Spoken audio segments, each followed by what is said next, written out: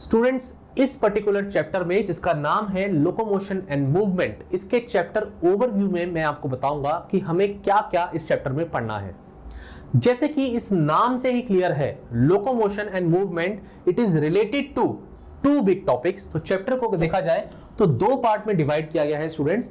इसमें एक पार्ट है जिसमें हम मसल्स के बारे में पढ़ेंगे और दूसरा पार्ट है जिसमें हम अपने ह्यूमन के स्केलेटल सिस्टम के बारे में पढ़ेंगे।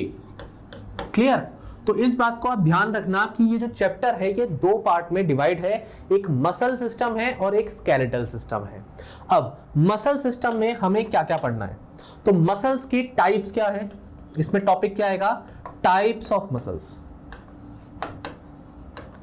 टाइप्स ऑफ मसल्स में तीन तरीके की मसल्स मैं स्टूडेंट्स आपको पढ़ाऊंगा। पहला टाइप है इसमें स्टूडेंट्स स्केलेटल मसल्स, दूसरा है स्मूथ मसल्स और तीसरा है यहां पर सी कर देते हैं इसको, दैट इज कार्डियक मसल्स। ठीक है स्टूडेंट्स, तीनों तरीके की मसल्स कैसी होती हैं, इनका स्ट्रक्चर कैसा होता है, इनके फंक्शंस क्या हैं और इनफैक्ट इसमें मैं डिफरेंसेस भी आपको बताऊंगा। तो चैप्टर की हम शुरुआत कैसे करेंगे, तो इसको मैं थोड़ा सा रब कर देता हूं, अभी ये पार्ट हम अभी डिस्कस करेंगे। ठीक है, चैप्टर में स्टार्ट कैसे करेंगे इंट्रोडक्शन में स्टूडेंट्स। इंट्रोडक्शन में मैं आपको बताऊंगा टाइप्स ऑफ मूवमेंट्स क्या हैं, टाइप्स ऑफ मूवमेंट्स।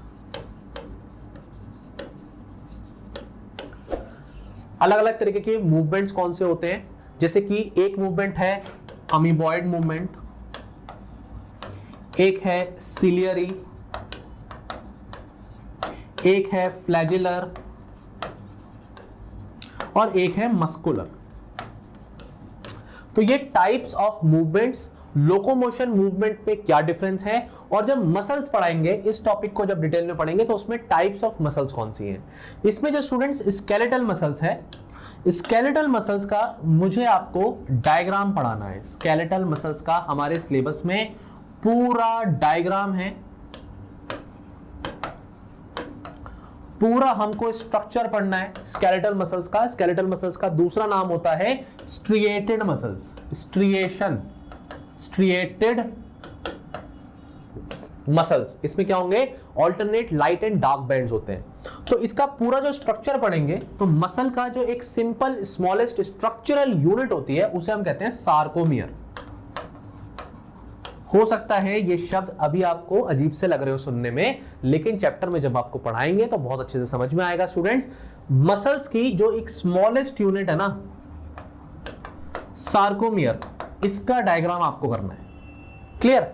और फिर जो नेक्स्ट टॉपिक है मसल्स का, that is related to the contraction of the muscles, contraction of muscles. Students, muscles के कॉन्ट्रैक्शन में जो थ्योरी है जो हमें पढ़नी है, and that theory is called as sliding filament theory.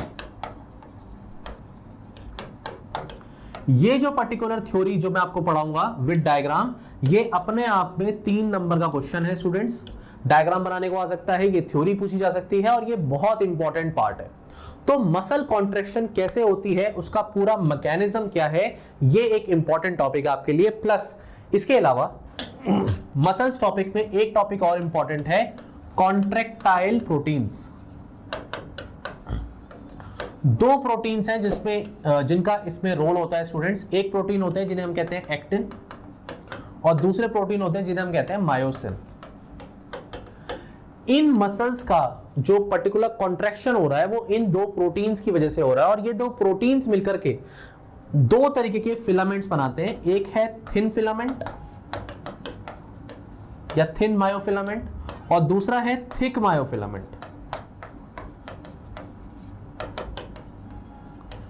जब मैं आपको चैप्टर पढ़ाऊंगा स्टूडेंट्स तो मैं उसमें आपको डिटेल में बताऊंगा कि जो थिन मायोफिलामेंट है, ये पर्टिकुलर एक्टिन, ये थिन मायोफिलामेंट का एक मेजर पार्ट है, और मायोसिन जो है थिक मायोफिलामेंट का पार्ट है। और ये थिक और थिन मायोफिलामेंट जो होते हैं, इन्हीं की वजह से मसल्स कैसे करती है, उसका स्ट्रक्चर बनता है और वो कॉन्ट्रैक्शन करती है। तो ये पूरा पोर्शन है जो मसल्स का हमें समझना है। ध्यान से देख लीजिए एक बार, स्केलेटल मसल्स क्या है, उसका diagram, sarcomere, sliding filament theory, ये सारे नाम आपको चैप्टर में अंदर मिलेंगे। अभी इसलिए बता रहा हूं ओवरव्यू में, ताकि आपको तब जब चैप्टर पढ़ाया जाए तो सीक्वेंस आपको पता रहे, किस सीक्वेंस में हम इस चैप्टर को पढ़ेंगे। डेफिनेटली मैंने कहा था ये पार्ट ए है मसल्स का, तो सेकंड पार्ट जो बी पार्ट है इस चैप्टर का वो है स्केलेटल सिस्टम। 206 हड्डियां होती हैं हमारी, राइट, और ये 206 हड्डियां पूरी की पूरी आपको याद करानी है। मेरी जिम्मेदारी है, मैं कराऊंगा, टेंशन नहीं लेना, लेकिन आपको बस इसको वीडियो को ध्यान से सुनना है जो मैं आपको पढ़ाऊंगा, क्योंकि स्केलेटल सिस्टम में जो है दो तरीके के इसके पार्ट हैं, एक है एक्सियल स्केलेटल सिस्टम और दूसरा है एपेंडिकुलर। 80 हड्डियां मैं यहां की पढ़ाऊंगा एक्सियल की, और 126 हड्डियां मैं यहां की पढ़ाऊंगा, और दोनों का टोटल 206 हो गया। आपको याद हो जाएंगी, वीडियो देख लेना, बिल्कुल याद हो जाएंगी। इसके बाद जो नेक्स्ट टॉपिक हमारा है that is related to joints. तो जॉइंट्स के टाइप्स क्या होते हैं ये हमें पढ़ना है, जिसमें आपको 3 टाइप पढ़ने हैं।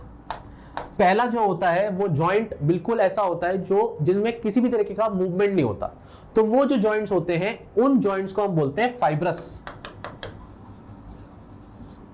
ठीक है। और दूसरा हमें पढ़ना है कार्टिलेजिनस, और तीसरे जॉइंट्स हैं साइनोवियल जॉइंट्स।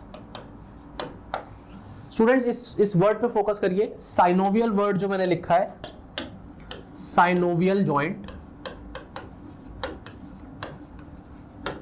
इस चैप्टर में साइनोवियल जॉइंट्स के हम अलग अलग टाइप्स पढ़ेंगे।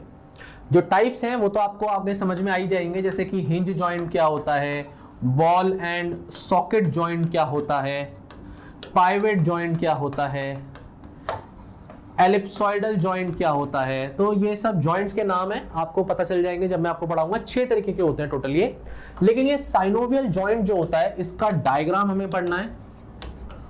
ये डायग्राम एनसीईआरटी में नहीं है, लेकिन मैं आपको पढ़ाऊंगा और अच्छे से बताऊंगा, इसी से आपको समझ में आएगा कि ये साइनोवियल जॉइंट होते क्या हैं। ये हमारा एक इंपॉर्टेंट टॉपिक है।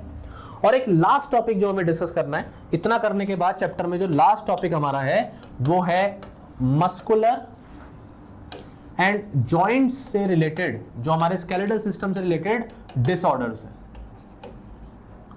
तो कुछ डिसऑर्डर्स हैं जो मैं आपको पढ़ाऊंगा, इसमें अर्थराइटिस क्या होता है, टेटनस क्या होता है, क्लियर। इसके अलावा और भी तरीके के जॉइंट से रिलेटेड इश्यूज या फिर बोन से रिलेटेड इश्यूज, जैसे कि ऑस्टियोपोरोसिस क्या है, ये सारी चीजें आपको पढ़नी है। तो ये सारी चीजें स्टूडेंट ज्यादा डिटेल में तो नहीं करनी है। डिटेल में जो स्केलेटल सिस्टम में जो 2-3 टॉपिक्स हैं वो है कि रिब केज, इसके बारे में आपसे रिब्स पूछी जाएंगी कि अलग अलग टाइप की कौन सी हैं, जैसे कि ट्रू होती हैं, फॉल्स होती हैं एंड फ्लोटिंग होती हैं। तो रिब्स का एक इंपॉर्टेंट क्वेश्चन बनता है। और एक क्वेश्चन जो आपका बनता है वो है वर्टिब्रल कॉलम का, वर्टिब्रल कॉलम की हड्डियां। तो हमारी रीढ़ की हड्डियां जो भी होती है 33 होती हैं, वो कैसे होती हैं, फ्यूज होने के बाद ये 26 रह जाती हैं। इसके अलावा आपका जो एक pectoral girdle and pelvic girdle, जो आपका पेल्विक हो गया ये हिप बोन से रिलेटेड हो गया, और पेक्टोरल गर्डल जो हो गया वो शोल्डर से रिलेटेड हो गया। इन सारी बोन्स के बारे में भी हम थोड़ा थोड़ा डिस्कस करेंगे और इनके नंबर को भी काउंट करेंगे। ये हमारा पूरा चैप्टर है स्टूडेंट्स। आई होप जब हम टॉपिक शुरू करेंगे तो आपको और डिटेल में चीजें क्लियर हो जाएंगी। वीडियोस को 2 बार देखो ताकि याद ही हो जाए। मेरी कोशिश रहेगी कि मैं इस तरह से पढ़ाऊं कि आपको ये चैप्टर पूरा का पूरा याद ही हो जाएगा। तो चलो स्टूडेंट्स शुरू करते हैं अपना चैप्टर।